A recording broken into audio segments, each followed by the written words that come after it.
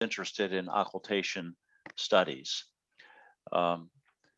Roxanne Kamin is next, and the title I have for her talk is Challenges in Introducing New Observers to Occultations. So go ahead, Roxanne.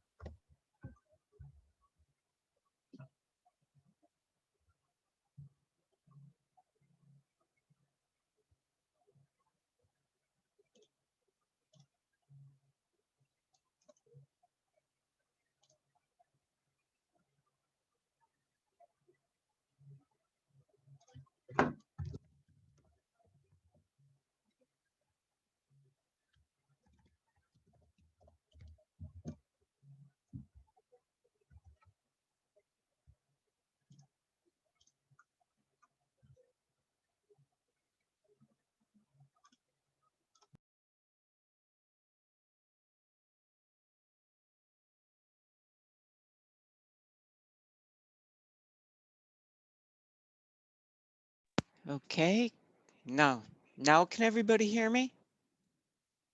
Yes, very good, Okay. very well. So I went on and I congratulated at Harva for his wonderful presentation on India. Did you hear that? No, Okay, well, I guess I got to start again and I'll make it quick. At Harva, thank you so much for your great presentation on India and your astronomy work and your occultation work there. I've had the pleasure to visit your country and work over there for a while. Uh, Great people, great country, and I do wish you and your team the best in expanding your occultation activities. Um, and Philippe, you're a hard act to follow. My God, uh, 2 white papers, authored 2 papers. I mean, dwarf novas. I mean, we're here doing occultations, and you're doing papers on binary systems and dwarf novas. So, um, glad to have you on board, and good luck to you. Um, and you guys are really a great great talks to help me introduce my talk in talking about the challenges and in bringing new observers into occultations and such. So can you see my screen? Ready to go? yes, very well. Okay.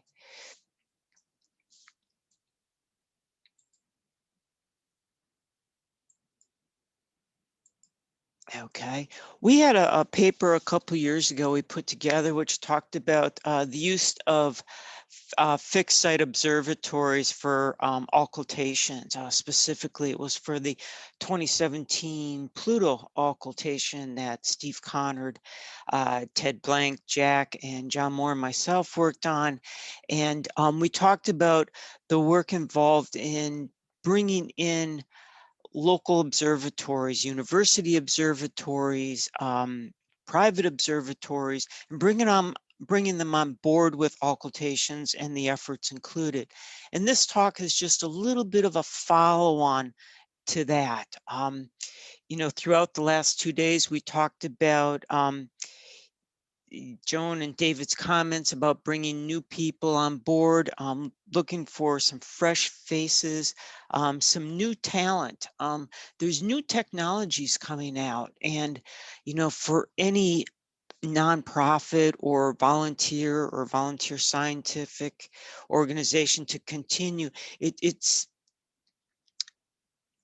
we need the new people, we need the fresh people, we need the new technology and such. Again, at Vartai, I love seeing your use of the iPads and the iPhones and such, because that's where we're seeing, you know, the millennials and the Generation Z coming in. So if anybody's interested on there, we did this talk. It was published in the 2019 Occultation Journal for Occultation Astronomy, regarding the use of high value observatories. I've been working the last year with 5 different observatories here on the East Coast, trying to get them involved in occultations. I just want to share with you a few of the issues we ran into and some of the ideas and suggestions that I received from them. But right off the bat, I do want to give a shout out to 2 observatories. One is the Freedmen, their Penn State Observatory up in Wilkes-Barre. Dr. Manger, John Bellinger, great people. They worked with us on the ORIS event back in October 2020. As you can see from the picture, it was absolutely freezing up there. It was a cold evening and such, but we got a positive event. It was a great experience for them, and I thank you for their time, and I hope to see them again in some new occultations. Another one we've got is basically a brand new observatory. It's called the Ryan Observatory at Muddy Run. They're down in Holtwood, Pennsylvania. This observatory is just 2 years old, and they've been funded by Exelon on beautiful observatory, 2 domes. They've got a 14-inch Celestron Edge HD in one, and a 14-inch plane wave in the other, both of them running those wonderful mounts that Bill Hanna told us all about, the Paramounts that all of us would like to have installed at home. So also, I just want to mention Muddy Run is having an open house in October. They are unveiling a 20-inch binocular telescope, which is going to be the largest binocular telescope available for public observation and public outreach. So just a shout out to those 2 sites. I do want to thank them for all the work they've done with occultations lately. Um, as I mentioned, there are a couple other sites, but we're not going to mention those because at the time it was very frustrating experiences. But now that I look back upon it, they're actually very comical, and we had a chance to learn from them. So one of the key items I run into, and I'm sure many of you run into when working with new sites, are just basically the challenges in the logistics. We're working with volunteers. We've got day jobs. They've got day job logistics. They've got we have to work with. Just the scheduling, practice sessions, our different opportunities for having practice sessions. One of them, we had a weekend, which was great. We had a weekend to work out the bugs, do the setup. We were ready to go. Everything, we had our user objects set. Everything was ready for the Tuesday night occultation. Got there early Tuesday night, told the scope to go to our first focusing star, and it rolled over and pointed to the ground. So you never know what's going to happen with sites when you walk in the door. Generally, with these sites, you're also arriving a few hours before the event. People are working, they got a long drive, and you do spend a lot of time working out scope bugs. I probably know more about Celestrons and Meads and scopes around Ioptron mounts than I ever thought I'd ever learn. So also with these sites, due to budget cuts and more recently COVID, many of the sites and university scopes are in need of some TLC. So if you have time and you get a chance to go out to some local observatories, some local small club observatories, and you got time, give them a hand because they need that. And it also builds up, good camaraderie within the astronomy field. And I found on a couple of these sites, you never know what you walk into when you walk in the door, but you do the best you can. And 9 times out of 10, the scope owner or the docent is just more than happy enough that you got their scope dialed in, or at least able to locate Betelgeuse. because believe me, when you go in there and you're trying to find Arcturus and the scope rolls over and points to the ground, it's going to be a long night. So there are challenges when you work with the different sites. So just kind of keep an open mind. Just remember you're working with volunteers, and a lot of them do not understand our jargon. They do not understand our software.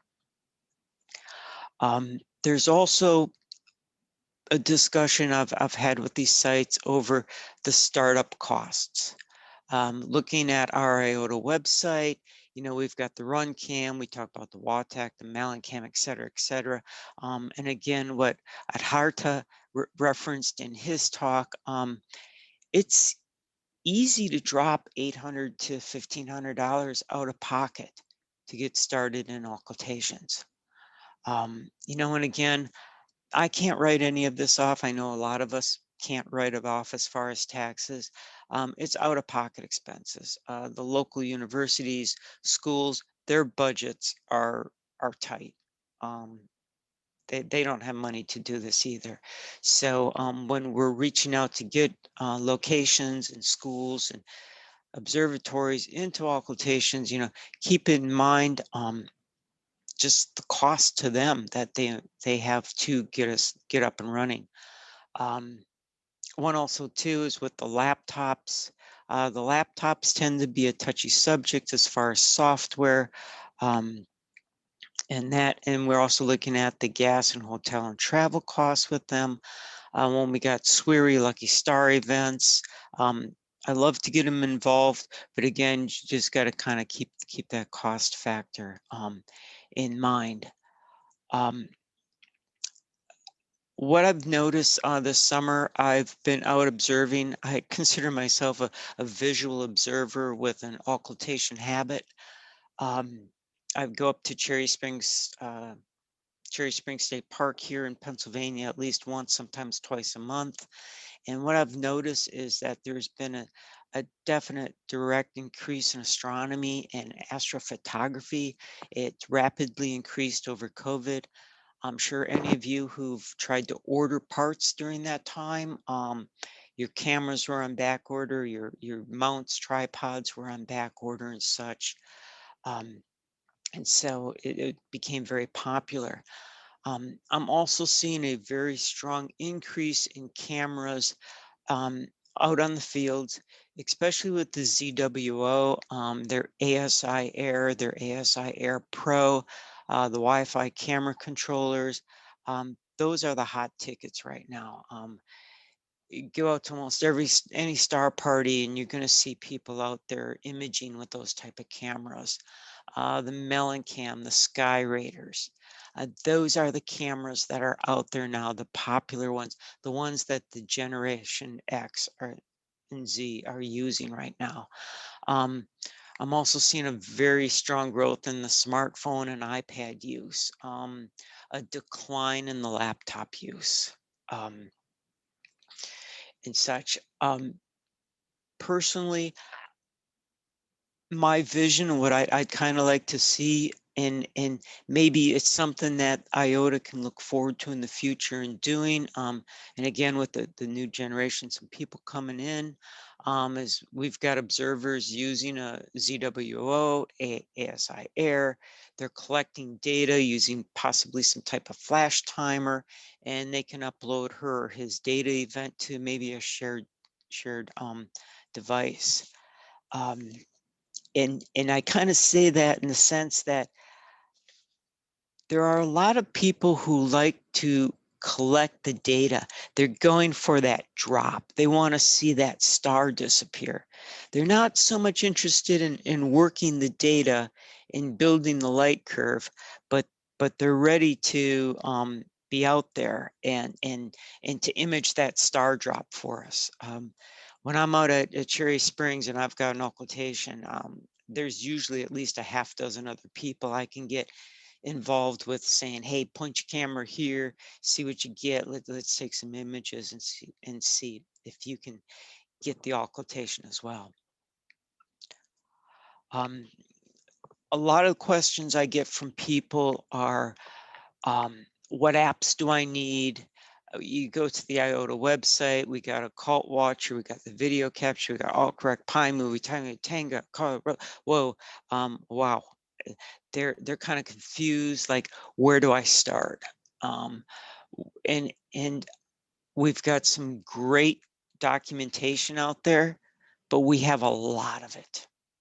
We have a lot of documentation, and it's difficult to wade through per se. And I'm not saying it in a bad way, but sometimes look at what we have with fresh eyes. Look at it how a 20-year-old will look at it. Look at what we have with somebody just, wow, I read about occultation, sky and tell, the RASC. Can I get into it? And try to follow those website links. I mean, we have a lot of them. Great information again, but it's just a little bit difficult for bringing in new observers, going out to these new observatories, bringing them on board, and again, thinking of the time constraints. And seriously, looking at all the people who are on the call today and yesterday, fortunately, a lot of you are retired. A lot of us are not. And so you got to, again, look at it from a new observer viewpoint. We're also very Windows centric. I have multiple laptops. I'm running Windows 7. I'm running Windows 10 without updates. That's not an option on observatory systems. They could be, their security says they've got to do their Windows updates all the time as they come in. So again, thinking about the software setups we have, where it can run, and keeping people up and running on it. I know we have an Astro Flash timer for iPhone, the occultation flash for Android. I have yet to get it to work in a live mode. So we've had some really great talks the last 2 days, and I'm kind of wondering maybe if we can have like a once a month, or every other month or something, every 6 months if need to be, just a shortened version of this meeting, and just kind of talk about some of the technology and things to do. There are some great talks. I mean, I've listened to some of them on Pi Movie and such. If you can catch them, they're great. But again, looking at the view from people looking in, getting new people on board, it can be difficult for them. One thing I'm throwing out, and this is just a slide I threw in last night real quick because of something Dave Harold said, and we don't have to solve this right now, and I'll probably go offline to Kai and talk to him about it. But I run my occultation system is an aged Lenovo laptop. Win 10, doesn't connect to the lab, doesn't connect to the internet. Old version of SharpCap, it's an old version, but it's a stable combination. This stack is stable. It's trustworthy. I can walk into any place, plug this in, get it up and running, and I don't get dropped. I get dropped frames, but I don't get the GPS dropped from locked to partial data. We all know the frustration of traveling, working an event, only to learn that we got GPS dropped halfway through an event. So this setup is the one I use for these 5 different locations. Again, trying to get the sites to purchase their own software, their own hardware, and get it set up. I'm leery at this point because I don't know if we can really get QHYs stable enough for ad hoc users or periodic users to use without a high level of frustration. And I just threw this in as something we can kind of talk about. But again, when do we have an approach for calibration when we use the camera laptops across a multitude of different telescopes, different sites? I know you guys, folks who's got the Sky Watchers, you use the same scopes day in and day out. You guys who are very fortunate who can roll over and open your home dome and everything's set up and you're ready to run. But for those who are mobile, we're at different sites quite often. Going with the older software levels and having a stable system is key for me, because my goal is to have a positive experience with the host site. They're new observers. You want to get that enthusiasm. You want them to see that drop. You want to see that, that little star go out for them. So just kind of rolling forward and to kind of wrap up my talk a little bit. We do have a lot of advantages, to IOTA, also Swery, Lucky Star, bringing in similar local observatories, kind of trying to expand to these sites. We can get high quality data from them. And again, with Feldman's with the ORIS and Ryan Observatory, we had a very strong positive on the Hyakea on the moon in April. So we are getting high quality data from these sites. They can go on our rolling list of who can we reach out to for future occultations or issues, events. And this type of public outreach is very positive publicity for the observatories.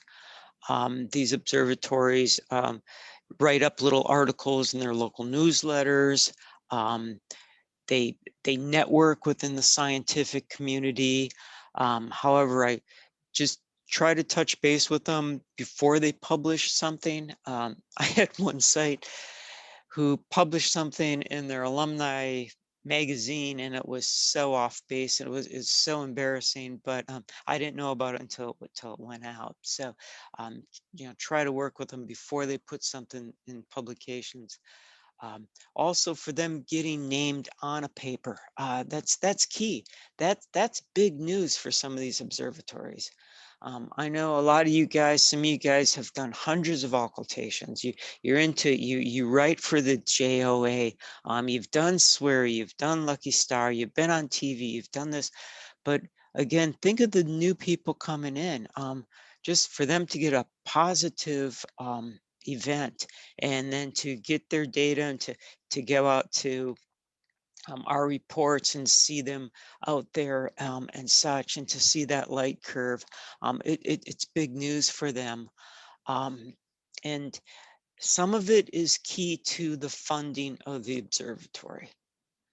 Those people who pay for these observatories, they want to see a return on investment. They want to see that ROI.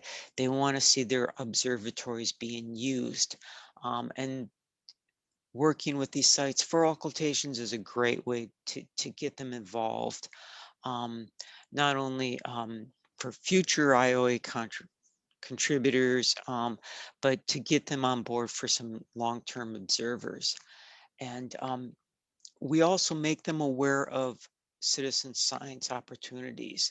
A lot of these people never knew that there was the double stars or the variable star and IOTA and such. So with that and rolling forward, I'm gonna let Joan take over. I know you guys are so great. You left the best for last, the two women. So, but I'll let Joan follow up with the citizen science opportunities. And thank you. Thank you for listening to my presentation. Roxanne, thank you very much. It's important that we're sensitive to some of those issues. And I agree with you. We certainly need to be more mindful of them as we approach the public. Joan, you have a presentation on citizen science opportunities ready? Yes, I do. This is going to be tough to follow, Roxanne, that's for sure. Too kind. Too Can kind. I jump in and ask a question Yeah. for Roxanne? When thanks, that was a great talk, and it brings up lots of issues that I think about a lot too.